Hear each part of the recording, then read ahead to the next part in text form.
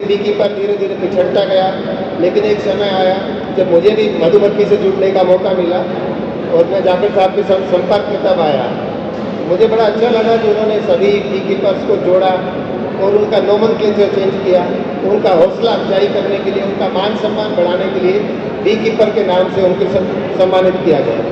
तो ये एक बहुत बड़ा सम्मान है कि हम अपने आप को क्रांतिवीर बी कीपर्स मानते हैं। इस कार्यक्रम को आगे बढ़ाते हुए मैं बागवानी विभाग की तरफ से सभी बी कीपर्स भाइयों का स्वागत करता हूँ और हमारे आईबीडीसी परिवार की तरफ से आप सभी को हाथ जोड़ के नमन करता हूँ कि आपने इतने अनुशासन में रहते हुए 2 दिन का ये कार्यक्रम जो था आपने इसको मैनेज किया और आप तारीफ के लायक है कितने अनुशासन के साथ आपने कार्य किया। तो आपके अनुशासन के लिए भी मैं आपको तहे दिल से शुक्रिया अदा करता हूँ। अगर हम लोग इस मधुमक्खी की बात करें तो सिर्फ कृषि की जो रीढ़ की हड्डी है उसको हम मानते हैं पोलिनेशन, पर परागण, और उस पर परागण की क्रिया का जो काम है वो 3/3 जो है मधुमक्खी के द्वारा किया जा सकता है। तो आप सोचो, कृषि की रीढ़ की हड्डी मधुमक्खी है और उस मधुमक्खी के पालनहार आप लोग हो। तो अगर मैं ये कहूँ कि कृषि के पालनहार आप लोग हो, बी कीपर्स कृषि के पालनहार है, तो ये अतिशयोक्ति नहीं होगी। तो आप लोगों का तहे दिल से धन्यवाद कि आप कृषि के क्षेत्र में, कृषि की जीवनी में आप रीढ़ की हड्डी का काम करते हैं, साथ साथ मधुमक्खी का पालन करते हैं।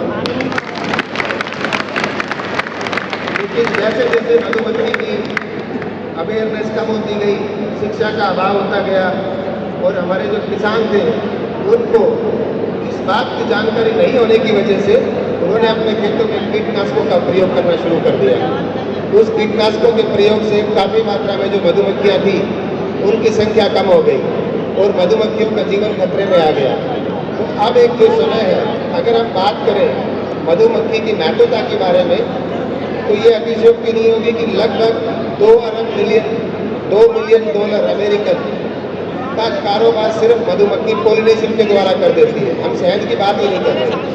और अगर हरियाणा की भी बात करें तो हमारे पास इस साल में लगभग 2 लाख कॉलोनी से ज़्यादा हमने मधुमक्खियों की रखी है और अगर उसका मूल्य संवर्धन की बात करें तो लगभग हमने 55 करोड़ से अधिक रुपए का जो कंट्रीब्यूशन था वो सरकार को दिया है।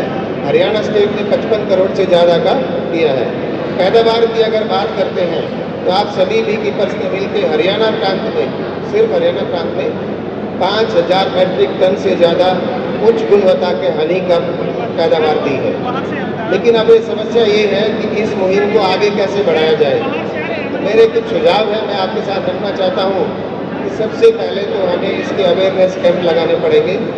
जैसे हम लोग किसान भाइयों को इस बात से अवगत कराएं कि जो हमारा पोलिनेटर है, जो हमारा मधुमक्खी है, उसके स्वास्थ्य का ध्यान रखें। पेस्टिसाइड का जो स्प्रे है वो समुचित मात्रा में करें, ज़रूरत नहीं होने पे उसका उपयोग ना करें और एक कम्युनिटी में उसका स्प्रे करें ताकि बी कीपर्स को ये पता लग जाए कि इस एरिया में कल स्प्रे करने वाले हैं। तो बी कीपर्स के साथ में उसका टाई-अप जरूर रखें। तो ये सब अवेयरनेस हमारी जो मधुमक्खी पालक हैं उनकी अवेयरनेस से आएगा। दूसरा, जैसे अभी हमने एक चिल्ड्रन पार्क बनाया, उसमें भी अवेयरनेस बताई कि मधुमक्खी का जीवन कैसे शुरू होता है, किस तरह से वो कार्य करती है, तो उसके ऊपर भी हमें अवेयरनेस देना पड़ेगा। सबसे अहम काम है जो पॉलिसी मेकर्स है, जैसे बी कीपिंग के अंदर जो पॉलिसी बननी है, किस तरह से हम लोग बी को आगे बढ़ाएं, पर परागण को जो पोलिनेटर्स हैं उनका स्वास्थ्य का ध्यान कैसे रखें, तो उनके साथ में उसकी वकालत करें हम लोग, सरकार के साथ में, सोसाइटी के साथ में, NGOs के साथ में और जितने स्टेक होल्डर्स हैं, बायो ट्रेडर हैं उनके साथ में। तो उसके बारे में हमें खुल के आम लोगों के साथ इस बात पे विषय पे चर्चा करनी होगी कि किस तरह से हम मधुमक्खी के जीवन को बचा के रखें। इसके अलावा भी हमें कुछ अलग डिपार्टमेंट है उनके साथ भी कोलिब्रेशन रखना पड़ेगा। जैसे वन विभाग है, हरियाणा के अंदर एक बी कीपिंग पॉलिसी बनी है जिसके अंदर कई विभागों ने मिल के साथ में काम करने का लक्ष्य रखा गया है, लेकिन उसकी भी उतनी एजुकेशन नहीं पहुंच पाई किसान भाइयों तक।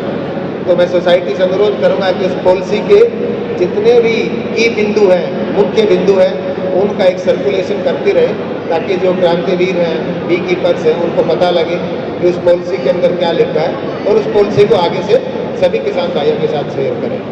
तो आज का कार्यक्रम बहुत अहम है और मैं आपके सम्मान में अपना नमन करता हूँ IBDC परिवार की तरफ से।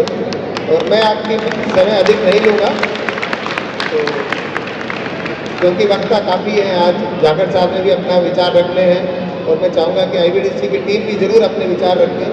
मेरा यही मानना है कि अगर हम सभी बी कीपर्स मिल के उस उत्कृष्ट मधुमक्खी का ख्याल रखेंगे तो सदियों तक इस पृथ्वी का ख्याल मधुमक्खी रखेगी।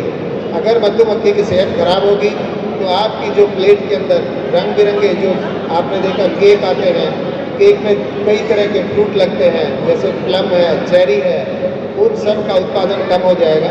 तो आपके खाने की जो प्लेट है उसकी जो सुंदरता है वो मधुमक्खी से ही है।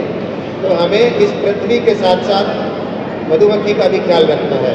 अगर हम मधुमक्खी का ख्याल रखेंगे तो मधुमक्खी हमारी पृथ्वी का ख्याल रखेगी।